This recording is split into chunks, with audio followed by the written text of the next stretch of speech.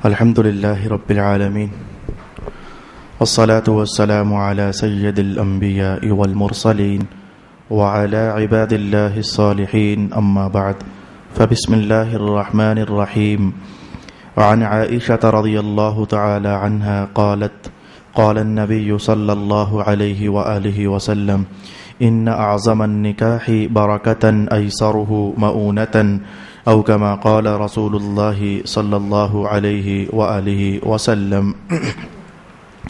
عن سهل بن سعد رضي الله تعالى عنهما أن رسول الله صلى الله عليه وآله وسلم جاءته امرأة فقالت يا رسول الله إني وهبت نفسي لك، فقامت طويلا، فقام رجل فقال يا رسول الله زوجنيها إن لم تكن لك فيها حاجة، فقال هل عندك من شيء تصدقها؟ قال ما عندي إلا إزاري هذا. قال فالتمس ولو خاتما من حديد، فالتمس فلم يجد شيئا، فقال رسول الله صلى الله عليه وآله وسلم هل معك من القرآن شيء؟ قال نعم، سورة كذا وسورة كذا. فقال زوجتكها بما معك من القرآن. وفي رواية قال انطلق فقد زوجتكها فعلمها من القرآن، أو كما قال رسول الله صلى الله عليه وآله وسلم. الصلاة والسلام عليك يا سيدي يا رسول الله، الصلاة والسلام عليك يا سيدي يا حبيب الله، الصلاة والسلام عليك يا سيدي يا شفيع المذنبين، وعلى آلك وأصحابك يا سيدي يا رحمة للعالمين.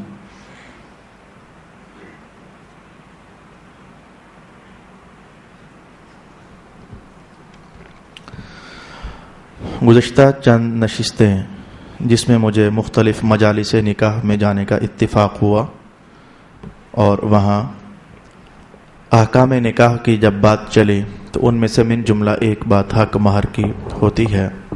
اہل خانہ سے میری بات جب ہوئی حق مہر کتنا آپ نے رکھوایا ہے، کہیں سے مجھے یہ جواب ملتا شرعی حق مہر لکھ دیجئے 500 روپیہ، کہیں سے یہ جواب موصول ہوتا شرعی حق مہر لکھ دیجئے 1000 روپیہ، کوئی کہتا شرعی حق مہر لکھ دیجئے 2000 روپیہ، اور کوئی کسی نے 32 روپیہ بھی کہا، اور کسی نے تو بس یہ کہا کہ بس شرعی حق مہر لکھ دیجئے. بھائی کتنا لکھ دوں؟ بس جو شرعی ہوتا ہے لکھ دیجئے. یہ رنگ برنگے جملے میرے پاس پہنچے مختلف عنقریب کی مجالس نکاح میں، جس کی بنیاد پر میرا ارادہ ہوا کہ میں حق مہر کی مقدار کے متعلق رسول پاک علیہ الصلوۃ والسلام نے جو معلومات ہمیں ارشاد فرمائی ہیں اپنے مسلمان بھائیوں تک پہنچانے کا اہتمام کروں. شرعی حق مہر 500 روپیہ کیا ہوتا ہے؟ جواب غلط. شرعی حق مہر کیا 32 روپیہ ہوتا ہے؟ جواب غلط. شرعی حق مہر کیا 1000 روپیہ ہوتا ہے یا 2000 ہوتا ہے؟ جواب غلط. شرعی حق مہر کیا 3000 ہوتا ہے؟ جواب تب بھی غلط. شرعی حق مہر کیا 5000 ہوتا ہے؟ جواب تب بھی غلط. ہمیں جاننا چاہیے شرعی حق مہر کیا ہوتا ہے. مہر کے متعلق ویسے مختلف جہتوں کے مسائل ہیں. مہر کب ادا کرنا چاہیے، مہر میں کیا کیا چیز دی جا سکتی ہے، کیا مہر میں ادھار بھی کیا جا سکتا ہے یا فوری طور پر دینا لازم ہے، مہر کیا زیورات کو مہر میں ادا کیا جا سکتا ہے، مہر ادا کرنے کا بہترین وقت کون سا ہے. بہت سارے احکام اور بہت سارے مسائل ہیں، لیکن آج میں صرف اور صرف اس عنوان پر آپ کی خدمت میں رسول اللہ کی تعلیمات پہنچانے کی کوشش کروں گا. مہر کی مقدار کیا ہونی چاہیے، آج ہم صرف اس مسئلے کو دیکھیں گے، مہر کی مقدار کیا ہونی چاہیے. اس سلسلے میں رسول اللہ علیہ السلام کی مختلف قسم کی احادیث ہم سماعت کرنا چاہیں گے. حضور رحمت عالم نے لڑکی والوں کو بھی مخاطب فرمایا ہے اور لڑکے والوں کو بھی مخاطب فرمایا ہے. لڑکی والوں کے لیے تو رسول اللہ کی تعلیمات کچھ یوں ہیں. آپ نے فرمایا کہ بہت بڑا نکاح جس میں بہت بڑی برکت ہوتی ہے وہ کون سا ہوتا ہے؟ فرمایا کہ جس میں حق مہر کم از کم ہوتا ہے. جس نکاح میں حق مہر کم از کم ہوتا ہے وہ نکاح بہت بڑی برکت والا ہوتا ہے. یہ حکم مردوں کے لیے نہیں تھا، یہ حکم رسول اللہ علیہ السلام کا عورتوں کی طرف مخاطب ہو رہا ہے۔ اے عورتوں تم ایسا نہ کرنا کہ تم خود یا تم اپنی بچیوں کی خاطر یوں نہ کرنا کہ حق مہر جب تک بڑا نہ میسر ہو تو تم شادیاں کرنے کے لیے ہی تیار نہ ہو۔ جیسے کہ دور حاضر میں ڈیمانڈ کی جاتی ہے، لڑکے والے الگ ڈیمانڈ کرتے ہیں، وہ جہیز مانگ کر تو بہت بڑی ڈیمانڈ کر کے کسر نکال لیتے ہیں، اور لڑکی والے بھی کہتے ہیں چلو ٹھیک ہے، پھر تم نے بھی ہم سے ڈیمانڈ کر کے گاڑی واڑی لی ہے نا، ہم حق مہر میں ڈیمانڈ کر لیں گے۔ تو وہ حق مہر میں پھر 6 لاکھ تو میں خود لفظ سنا ہوا ہے، 4 لاکھ 6 لاکھ یا پھر ایک کمرہ بھر کر سامان کا، یہ الفاظ میں نے خود سنے ہوئے ہیں کہ اتنا پھر ہمارا حق مہر ہوگا۔ جانبین سے کسرے نکالنے کی کوشش کی جاتی ہے۔ میں کہنا چاہوں گا کہ یہ سامان زیادہ لینے سے یا مہر زیادہ لینے سے یا ڈیمانڈ کرنے سے بیٹیاں آباد نہیں ہوتی، بیٹیاں اس طرح آباد ہوتی ہیں جس طرح رسول اللہ نے فرمایا ہے۔ تو جانیے حضور نے فرمایا کہ بیٹی والو، بہترین شادی جس میں برکت بہت زیادہ ہوتی ہے وہ شادی ہوتی ہے جس میں حق مہر کم از کم رکھا جاتا ہے۔ کم حق مہر ہوگا تو عورتوں کو قناعت پسندی کی طرف رغبت ہوگی، جو کم حق مہر پر راضی ہے وہ کم نان نفقے پر بھی راضی ہو جائے گی۔ کچھ یہ حکمتیں تھی جو کہ محدثین نے ارشاد فرمائی۔ اب ہم بڑھنا چاہیں گے لڑکے والوں کی طرف۔ انہیں تو چاہیے کہ وہ کم از کم مطالبہ کریں، لیکن لڑکے والوں کو کیا چاہیے، خود دلہا کو کیا چاہیے، وہ کتنا کو حق مہر دے۔ اس سلسلے میں ایک سب سے پہلا کام ہی میں مشکل مرحلے سے شروع کرنے لگا ہوں۔ میں چاہوں تو آسان بھی آپ کی خدمت میں پیش کر دوں، لیکن میں چاہتا ہوں کہ وہ جو کل آپ جو پڑھ کر پریشان ہو گئے تو میں ہی آپ کو بیان کر دوں۔ جو چیز کل اتفاق سے کہیں آپ کی نظر سے گزرے، حدیث آپ پڑھو اور پریشان ہو جاؤ، مولانا نے کچھ اور بتایا تھا لیکن یہاں تو کچھ اور نکلا ہے، تو میں خود ہی کیوں وہ خود آپ کی خدمت میں بیان نہ کر دوں۔ تو آئیے میں مشکل بات سے اپنی گفتگو کا آغاز کروں گا۔ حضرت سہل بن سعد رضی اللہ تعالی عنہ ارشاد فرماتے ہیں کہ ایک عورت رسول اللہ کی خدمت میں حاضر ہوئی اور اس نے آ کر کہا کہ حضور میں نے اپنا آپ کو تحفہ دے دیا۔ رسول اللہ کی شانوں میں سے ایک شان یہ تھی، 22ویں سپارے میں بیان ہوئی ہے، وَامْرَأَةً مُؤْمِنَةً إِنْ وَهَبَتْ نَفْسَهَا لِلنَّبِيِّ إِنْ أَرَادَ النَّبِيُّ أَنْ يَسْتَنْكِحَهَا، کہ اگر کوئی عورت آ کر نبی کی بارگاہ میں کہہ دے کہ میں نے اپنا آپ کو گفٹ دے دیا اور نبی قبول فرما لیں تو یہ شادی ہو جاتی ہے، لیکن یہ شادی صرف نبی کی ایسی ہوتی ہے۔ ہمارے ساتھ کوئی ایسا کرے آ کر، ہم علماء کے ساتھ یا پیروں کے ساتھ یا فقیروں کے ساتھ کوئی عورت آ کر کہہ دے جی ہم نے اپنا آپ گفٹ کر دیا ہے، تو کسی اور کے لیے یہ جائز نہیں ہوگا، خاص سات لک، یا صرف رسول اللہ علیہ الصلوۃ والسلام کے لیے یہ مسئلہ تھا کہ جس عورت کا گفٹ آپ قبول کرنا چاہیں تو قبول کر لیں، تو اللہ کے ہاں وہ شادی ہی ہوگی۔ تو وہ عورت آئی اور اس نے آ کر کہا کہ میں نے اپنا آپ کو گفٹ کر دیا، تو رسول اللہ علیہ الصلوۃ والسلام خاموش ہوئے، جیسے انتظار کر رہے ہوں کہ اللہ کی طرف سے کیا حکم میرے نام آتا ہے۔ تو کافی دیر گزر گئی، حضور نے کوئی جواب ارشاد نہ فرمایا۔ ایک صحابی پاس بیٹھے ہوئے تھے، وہ کھڑے ہوئے اور کہنے لگے یا رسول اللہ اگر آپ یہ شادی نہیں کرنا چاہتے تو میرے ساتھ شادی کروا دیں، میں بھی شادی کرنے کا خواہش مند ہوں، تو میری شادی کروا دیں۔ حضور رحمت عالم نے انکار نہ فرمایا، بات کو آگے بڑھایا اور فرمایا کہ اچھا یہ بتا کہ کوئی تیرے پاس چیز ہے حق مہر دینے کے لیے؟ اس نے کہا یا رسول اللہ میرے پاس تو یہ جو میں نے چادر نیچے باندھی ہوئی ہے بس یہی ہے، دور حاضر میں کہہ لو کہ شلوار ہی ہے۔ انہوں نے ایک ہی چادر باندھی ہوئی تھی اور وہ نیچے باندھی ہوئی تھی، تو کہا میرے پاس تو حضور یہ چادر ہی ہے اور تو کچھ نہیں ہے۔ حضور پاک علیہ السلام نے فرمایا کہ نہیں بھی ایسے نہیں، التمس، جا گھر جات اور ڈھونڈ، ولو خاتما من حدید، کوئی لوہے کی انگوٹھی بھی ملتی ہے تو لے آ، لیکن چادر نہیں۔ یہ تو یہ یہاں الفاظ نہیں ہے، ایک دوسری حدیث کے الفاظ یہ تھے، حضور نے فرمایا اس چادر کا یہ کیا کرے گی، تو باندھے گا یا اسے دے گا، وہ تھی ہی ایک نا، تو یہاں وہ الفاظ نہیں ہے۔ تو فرمایا کہ نہیں ایسے نہیں، چادر تو ہی باندھ، تو گھر جا کر دے کر آ، کوئی شے مل جائے تو، اگر انگوٹھی ملتی ہے تو وہی لے آ۔ اب وہ صاحب گھر گئے اور گھر جا کر واپس آ گئے اور کہہ لے حضور ڈھونڈا ہے لیکن انگوٹھی بھی نہیں ملی ہے، لوہے کی انگوٹھی بھی نہیں ملی۔ جب پھر آپ نے پوچھا کہ تجھے کچھ قرآن پاک یاد ہے، کوئی صورت آتی ہو؟ کہا حضور قرآن تو آتا ہے مجھے۔ میں اچھا ایسا کر کے اس کو تو فلانی صورت یاد کروا دے تو تیری شادی ہم کروا دیتے ہیں۔ تو رسول اللہ علیہ السلام نے وہ شادی کروا دی۔ مسئلہ نمبر 1 کیا سمجھ آیا؟ جو حدیث میں ہے وہ سمجھ لو۔ مسئلہ نمبر 1 یہ سمجھ آیا کہ لوہے کی انگوٹھی بھی حق مہر بن سکتی ہے، وہ تو 5-10 روپے کی ہوتی ہے۔ اچھا مسئلہ نمبر 2 یہ سمجھ آیا کہ اگر لوہے کی انگوٹھی بھی نہیں ہے تو چلو چند آیتیں قرآن کی اگر آتی ہیں تو بیگم کو سکھا دی جائیں تو یہ بھی حق مہر بن سکتا ہے۔ یہ 2 مسئلے ہمیں اس مجلس سے سمجھ آ گئے، لیکن جانیے کہ ہم حنفیوں کا یہ مذہب نہیں ہے۔ یہ جملہ مجھے پتہ ہے یہ چونکہ سبق کیبل پر چلے گا تو کئی لوگوں کے لیے بڑا مشکل واقعہ ہوگا. جب میں نے یہ کہا کہ ہم حنفیوں کے نزدیک یہ مسئلہ نہیں ہے، ہمارے نزدیک مسئلہ اور ہے، اور وہ بھی رسول اللہ کی حدیث ہی ہے. ہم حنفی لوگ حدیث کی مخالفت نہیں کرتے ہیں الحمدللہ. جو بھی پڑھتے ہیں، بولتے ہیں، اپناتے ہیں، اختیار کرتے ہیں، قرآن و سنت کے عین مطابق ہوتا ہے. اس حدیث میں جو بیان ہوا یہ ہم حنفیوں کے نزدیک مسئلہ یوں نہیں ہے. البتہ امام شافعی نے یہی فرمایا کہ حق مہر کچھ بھی ہو سکتا ہے، حتیٰ کہ لوہے کی انگوٹھی بھی ہو سکتی ہے. ان کی حدیث یہی والی دلیل ہے. حق مہر کچھ بھی ہو سکتا ہے، حتیٰ کہ چند آیتیں بھی ہو سکتی ہیں. امام شافعی نے یہی بات ارشاد فرمائی ہے. اس حدیث کو اٹھا کر ایک طرف محفوظ کر لیجئے. اب میں آپ کی خدمت میں حدیث نمبر 2 تلاوت کرنے لگا ہوں. قال النبی صلی اللہ علیہ وآلہ وسلم الا لا يزوج النساء الا الاولیاء ولا يزوجن الا من الاکفاء ولا مہر اقل من 10 دراہم رواہ الدارقطنی والبیہقی او کما قال النبی صلی اللہ علیہ وسلم.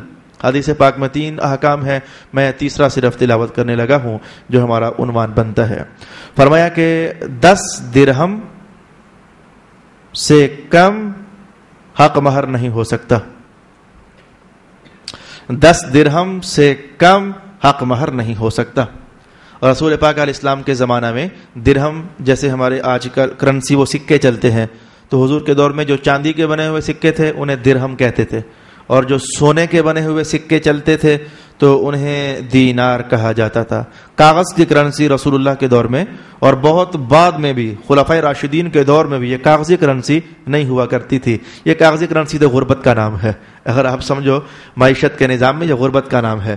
تو سونے کے سکے اور چاندی کے سکے، تو جو چاندی کے سکے تھے جنہیں درہم کہا جاتا تھا، تو حضور پاک علیہ السلام نے فرمایا کہ 10 درہموں سے کم حق مہر نہیں ہو سکتا. لا مہر اقل من 10 دراہم، 10 درہم سے کم حق مہر نہیں ہو سکتا.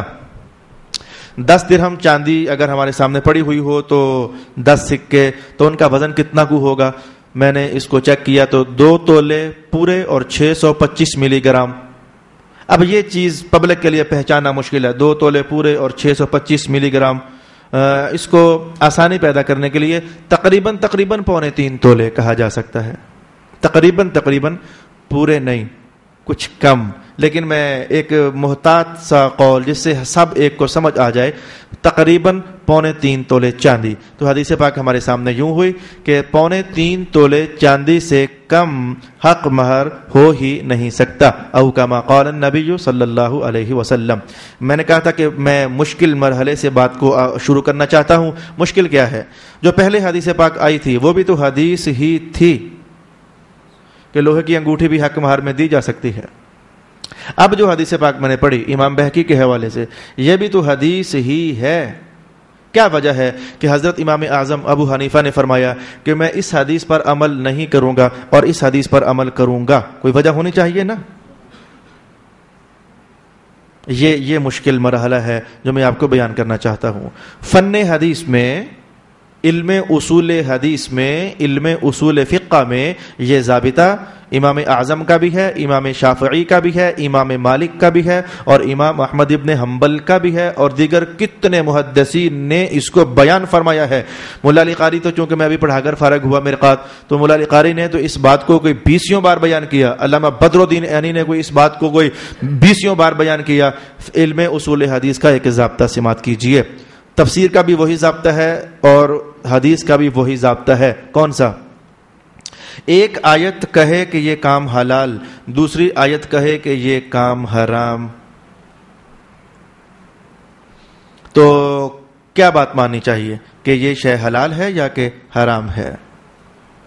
ایک حدیث کہے کہ یہ کام حلال اور ایک حدیث کہے کہ یہ کام حرام، کس کو ماننا چاہیے؟ وہ جو حلال کہہ رہی ہے اسے یا کہ جو حرام کہہ رہی ہے اسے؟ یہ بات سیکھیے، جانیے. ایک حدیث قرآن حکیم کی ایک آیت ایک بات کو حلال کہے، دوسری آیت اسی کام کو حرام کہے، تو فتویٰ اس بات پر ہوتا ہے کہ یہ شے حرام ہے. مثال پیش کر دیتا ہوں.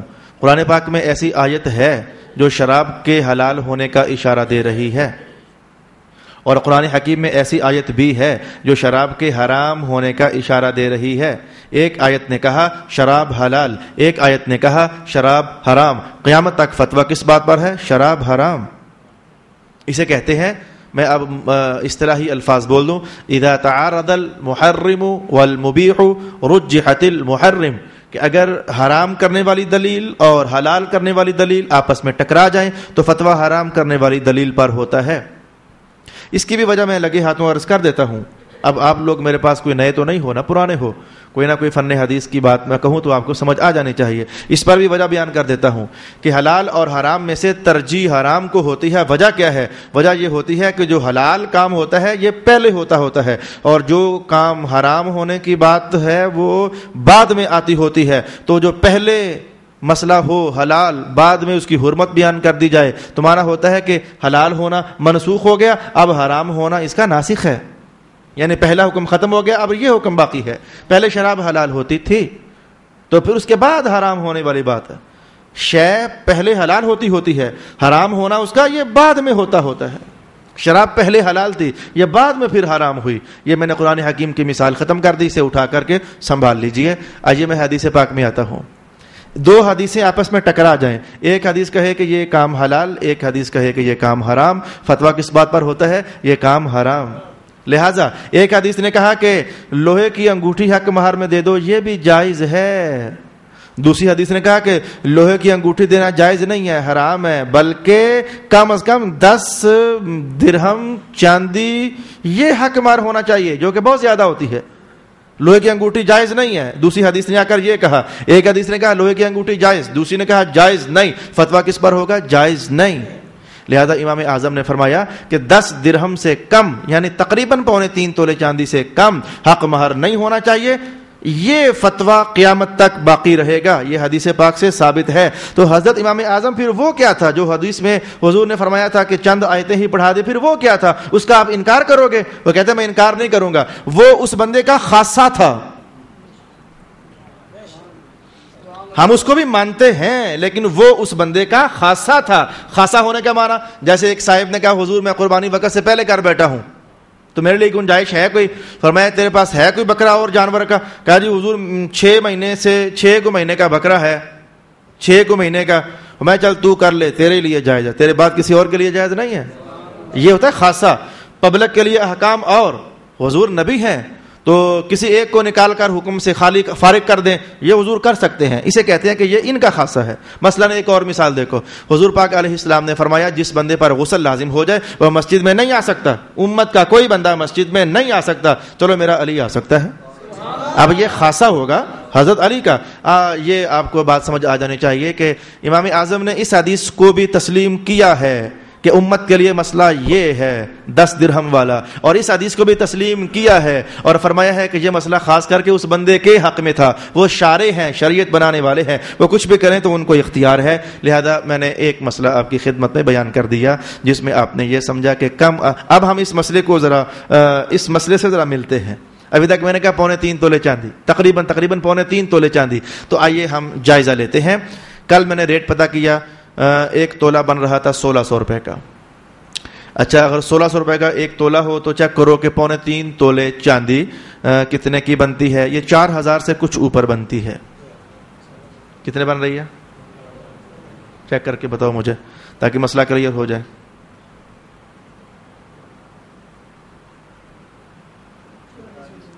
4400 روپے، 4400 روپے. کل کے ریٹ کے مطابق 3.25 تولے چاندی تقریباً کتنے کی تھی؟ 4400 روپے کی. کل جس کی شادی ہوئی وہ 4400 سے کم حق مہر نہیں دے سکتا. پچھلے ہفتے میں جس کی شادی ہوئی وہ ریٹ پتہ کرتا. تو جو میرے مشاہدے میں بات آئی، یہ لیسن میں کئی مساجد میں دے چکا ہوں. حق مہر کے متعلق کئی جگہوں پر یہ میں سبق بتا کر آیا ہوں. تو مثلا جب میں نے شروع کیا 2-3 مہینوں کے اندر تو ایک وقت ایسا تھا کہ 3.25 تولے چاندی بن رہی تھی 2200 روپے کی. ایک پھر اگلا زمانہ آیا تو 3.25 تولے چاندی بن رہی تھی 2700 روپے کی. اگلا زمانہ آیا تو 3.25 تولے چاندی بن رہی تھی 3100 اور کچھ روپے کی. اگلا زمانہ آیا تو 3.25 تولے چاندی بن رہی تھی 3700 روپے کی. آخری نکاح میں نے اسی مسجد میں پڑھایا، اس دن 3.25 تولے چاندی تھی 4655 روپے کی. لہٰذا روپیوں میں تو رسول اللہ علیہ السلام نے کوئی مقدار بیان نہ فرمائی، یہ فرمایا ہی نہیں کہ حق مہر 2000 ہوتا ہے، 3000 ہوتا ہے، 4000 ہوتا ہے، 5000 ہوتا ہے. ایک معیار عطا فرمایا کہ حق مہر 3.25 تولے چاندی کم از کم اتنا ہے، اس سے کم تو ہونا ہی نہیں چاہیے. لا مہر اقل، اس سے کم تو ہونا ہی نہیں چاہیے. تو لہذا اب میں وہ 32 روپے کی تاریخ بھی آپ کو سناتا ہوں. جیسے چاندیاں کم زیادہ ہوتی رہتی ہیں ریٹ میں، تو پچھلے زمانوں میں چلے جاؤ تو یہ چاندی 1000 روپے کی 3.25 تولے بنتی تھی. اس سے پیچھے چلے جاؤ تو 500 روپے کی بنتی ہوگی. کسی زمانے میں 3.25 تولے چاندی 100 روپے کی تھی. کسی زمانے میں 3.25 تولے چاندی 32 روپے کی تھی. تو اس دور کے علماء نے فرما دیا حق مہر 32 روپے، تو ٹھیک ہی تو فرمایا تھا. اس دور میں وہ ٹھیک ہی تو فرمایا تھا 32 روپے. اور 32 روپے پھر ایسا چلا کہ آج تک آتا ہی چلا گیا. میں نے خود اس سال یہ آواز سنی ہے 32 روپے حق مہر ہوتا ہے. اور عام طور پر میرے ساتھ لڑنے والے کون ہوتے ہیں؟ بزرگ بابے. بزرگ بابے لڑتے ہیں میرے ساتھ، فرماتے ہیں کہ ہماری زندگی گزر گئی ہے مولانا، آج تک ہم نے نہیں سنا ہے. اب میں کیا کروں یار، میری اب جو آپ سارے بیٹھے ہو، کل کو آپ نے ہی بابے بننا تھا. جو آپ ہو میرے پاس نوجوان، تو کل کو آپ نے ہی بابا بننا تھا نا، بزرگ بابا. اگر آج تک بھی آپ یہ نہ سنتے تو کل کو آپ نے بھی یہی کہنا تھا کہ یار 70 سال ہماری عمر ہو گئی ہے. بھائی اگر آپ نے نہیں سیکھا تو اس میں ہمارا کیا قصور ہے؟ تو ہم تو بابا جی آپ تو اور بھی ہزاروں حدیثیں ہیں جو جانتے ہی نہیں ہیں. تو جو شے ہم جانتے نہیں تو ہم کہیں گے کہ یہ دین ہی نہیں ہے، یہ تو بڑی زیادتی والی بات ہوگی. لہٰذا بھائی میں نے آپ کو ایک مسئلہ ابھی تک کم از کم یہ بیان کیا کہ کم از کم حق مہر کتنا ہونا چاہیے؟ 3.25 تولے چاندی سے کم تو ہو ہی نہیں سکتا. مسئلہ نمبر 2 میں کہنے لگا ہوں. 2:15 بجے نشست ختم کر دوں گا. اگر پھر بھی کوئی بات رہے گی تو بعد میں آپ مجھ سے پرسنلی پوچھ سکتے ہیں. رسول اللہ علیہ الصلوۃ والسلام نے اپنی ازواج مطہرات کو حق مہر کتنا ادا کیا تھا. میں اس پر آپ کی خدمت میں حدیث پڑھنا چاہتا ہوں. عن ابی سلمہ رضی اللہ تعالی عنہ قال سألت عائشہ رضی اللہ عنہا کم كان صداق النبي صلی اللہ علیہ وسلم قالت كان صداقه لأزواجه 12 أوقية ونش. قالت أتدري ما النش؟ قلت لا. قالت نصف أوقية فتلك 500 درهم. حضرت ام المؤمنین سیدہ عائشہ رضی اللہ عنہا سے پوچھا گیا کہ آپ ارشاد فرمائیں کہ رسول اللہ نے اپنی ازواج کو کتنا حق مہر دیا تھا. کہنے لگی کہ 12 اوقیہ چاندی اور نش کہتے ہیں آدھا اوقیہ یعنی 12.5 اوقیہ چاندی. مشکل لگا 500 درہم چاندی. پہلے میں نے کہا تھا 10 درہم سے کم نہیں ہونا چاہیے. اب حضور نے کتنا دیا؟ 10 درہم تو بہت نیچے رہ گیا تھا. حضور نے ذرا اوپر والا حصہ میں کہ 500 درہم چاندی بدن میں کتنی بنتی ہے؟ 131 تولے چاندی. رسول پاک علیہ السلام نے 131 تولے چاندی اپنے ازواج کو عطا فرمائی. ایک شادی ہوئی 131 تولے چاندی، دوسری شادی ہوئی 131 تولے چاندی، یعنی 500 درہم 500 درہم 500 درہم 500 درہم، جس کا وزن کیا بنتا تھا؟ 131 تولے چاندی بنتی تھی. یہ حق مہر وہ ہے جو کہ رسول پاک علیہ السلام نے اپنی ازواج کو عطا فرمایا. البتہ ایک شادی ایسی ہوئی، یہ آج کی تاریخ میں 131 تولے چاندی بن رہی ہے 2,10,000 روپے کی. تو رسول پاک علیہ السلام نے تمام ازواج کو مقدار تقریباً 2,10,000 روپے کے حساب سے ادا فرمائی. اچھا میں حیرت زدہ ہوں، وہ اگر 32 روپے کسی مولانا نے کہہ دیا تو اگر تمہیں وہ یاد ہو گیا تو یہ بھی تو یاد کرو حضور نے 2 لاکھ بھی دیا ہے. کبھی یہ بھی تو یاد کرو نا کہ حضور نے 2,10,000 بھی عطا فرمایا ہے. اچھا خیر، تو ایک شادی حضور رحمت عالم کی ایسی ہوئی جس میں حق مہر 4,000 درہم تھا. 1,000 تولے سے بھی زیادہ، 1,000 لگ بھگ 40-50 تولے چاندی. وہ شادی کیا تھی؟ حضرت ام حبیبہ رضی اللہ تعالی عنہا کی جب شادی ہوئی تو حبش کا بادشاہ نجاشی اس نے ریکویسٹ کی گفٹ پیش کرنے کی. کہا یا رسول اللہ اگر اجازت ہو تو اس بار حق مہر آپ کی طرف سے میں نہ دوں، یعنی میری طرف سے آپ کو گفٹ ہو گیا اور آپ پھر اپنی زوجہ محترمہ کو دے دیں. تو رسول اللہ علیہ السلام نے قبول فرما لیا. رسول اللہ علیہ السلام نے قبول فرما لیا. اب وہ بادشاہ تھا، اس نے بادشاہوں والا حق مہر دیا، تو اس نے 1,040 تولے کے لگ بھگ چاندی دی جو آج کی تاریخ میں بن رہی ہے 16,80,000 روپے، جو آج کی تاریخ میں بن رہی ہے. یہ ایک زوجہ محترمہ ہے، لیکن حضور نے خود ان کو نہیں دیا.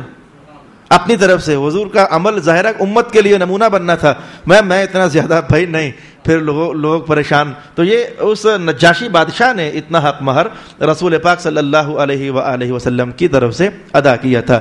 البتہ اس سے زیادہ بھی اگر کوئی دینا چاہے تو کیا دے سکتا ہے یا کہ نہیں. ابھی تک تو میں نے آپ کو یہ بیان کیا, کم از کم تقریباً 3.25 تولے چاندی سے کم نہ دینا. اچھا, رسول اللہ علیہ السلام کی سنت شریفہ کیا ہے؟ کم از کم 131 تولے چاندی کی قیمت. اچھا, پھر رسول اللہ کی طرف سے حد درجے کا جو مہر آخر کار جیسے تیسے بھی ادا ہوا وہ 4000 درہم, 1040 تولے کے لگ بھگ چاندی. اچھا, تو اب میں آخری روایت آپ کے سامنے قرآن حکیم سے پڑھ کر پیش کرنے لگا ہوں. حضرت امیر المؤمنین عمر ابن الخطاب رضی اللہ تعالی عنہ نے آج ایک خطبہ ارشاد کیا. اس خطبے کے الفاظ کیا تھے؟ لا تزیدوا فی مہور النساء علی 40 اوقیہ, لا تزیدوا فی مہور النساء علی 40 اوقیہ. آپ نے یہ اعلان فرمایا, مانا یہ تھا کہ عورتوں کے مہر بہت زیادہ نہ کیا کرو, 40 اوقیہ چاندی سے زیادہ حق مہر نہ دیا کرو. بلکہ ایک روایت کے الفاظ یہ تھے, لا تغالوا الصداق, لا تغالوا الصداق, مہر زیادہ نہ رکھو, مہر زیادہ نہ رکھو. یہ آپ نے اعلان کیا.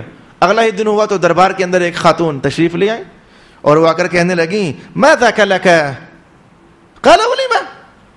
انہوں نے آ کر کہا کہ یہ آپ کو کیا ہو گیا, یہ آپ کیوں منع کر رہے ہیں, زیادہ حق مار نہ رکھو, زیادہ حق مار نہ رکھو, یہ آپ کیوں منع کر رہے ہیں؟ تو امیر المؤمنین نے پوچھا, کیوں, تجھے کیا ہوا؟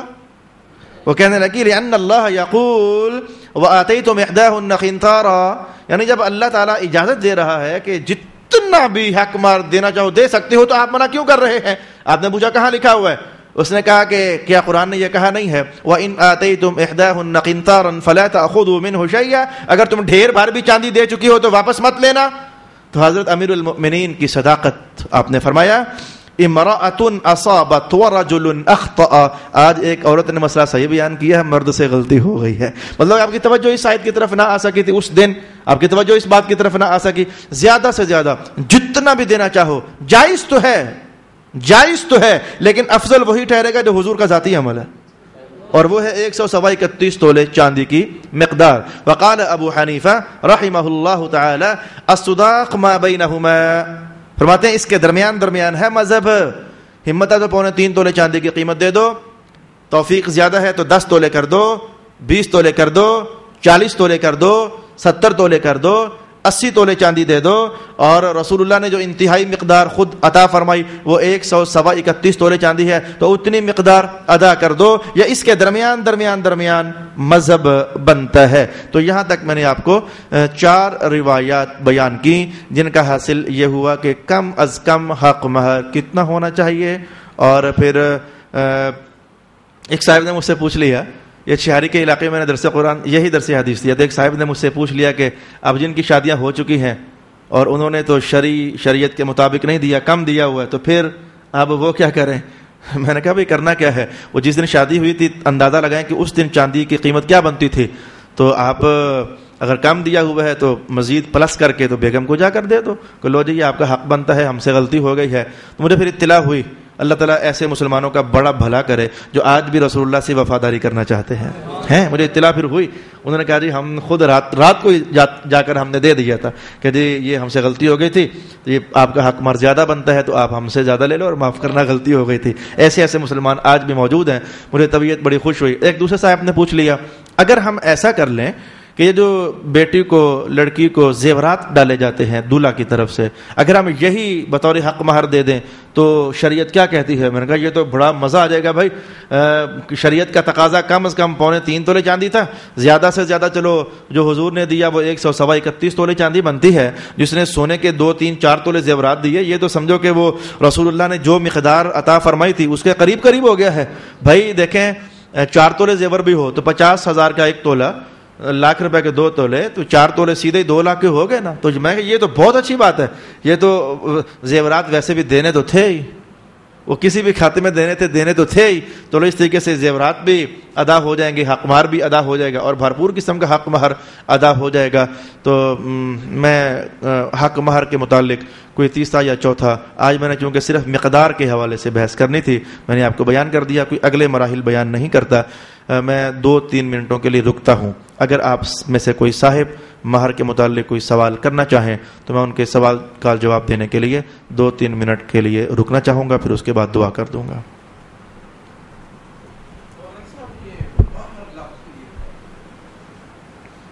مسائل پوچھیں، یہ بعد میں پوچھ لیجیے گا جی، میں پھر آپ کو الگ سے بیان.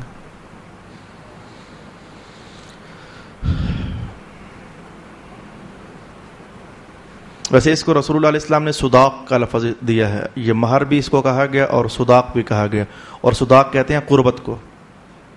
تو یعنی وہ قیمت ادا کرو جس سے قربت پھر ہو بھی جانی چاہیے. یہ مہر ویسے جاننا چاہیے، چلے آپ نے اشارہ دے دیا تو یہ مہر جاننا چاہیے. یہ کیا ہوتا ہے عورت کے لیے؟ ایک ہوتا ہے مہر، ایک ہوتا ہے نان نفقہ. یہ رات کو میرے پاس ایک نشست کا سوال آیا، رات کو کاغذ میرے پاس پہنچا، جی میں اتنے سال سے بیوی کو کھلا پلا رہا ہوں تو کیا اب بھی میرا حق مہر پورا نہیں ہوا؟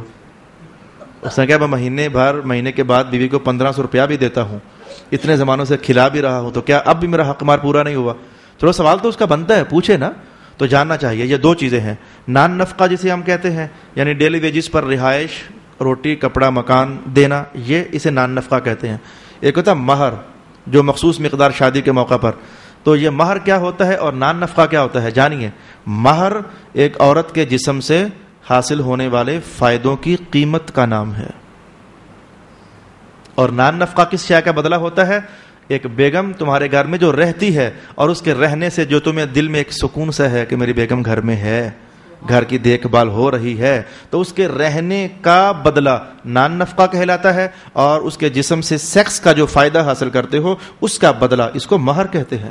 تو لہذا میں نے کہا بھائی وہ جو اگر تو 40 سال بھی کھلائے پلائے نا تو وہ مہر ادا نہیں ہوگا. مہر تو سیکس کی قیمت ہوتی ہے، اور جو وہ کھلانا پلانا ہے وہ تو جو ڈیلی تمہاری بیگم تمہارے گھر میں ہے، گھر کی دیکھ بھال ہو رہی ہے، وہ اس کا بدلہ ہوتا ہے. یہ دونوں الگ الگ چیزیں ہیں. بسم اللہ الرحمن الرحیم. اللہم صلی علی سیدنا مولانا محمد وعلی آل سیدنا مولانا محمد.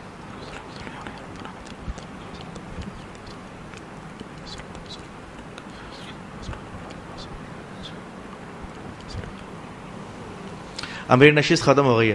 مہر یہ مہر محبت کرنا، پیسے دو تاکہ بیگم سے محبت بڑھ جائے، یا کچھ اس طرح کا معنی ہوتا ہے.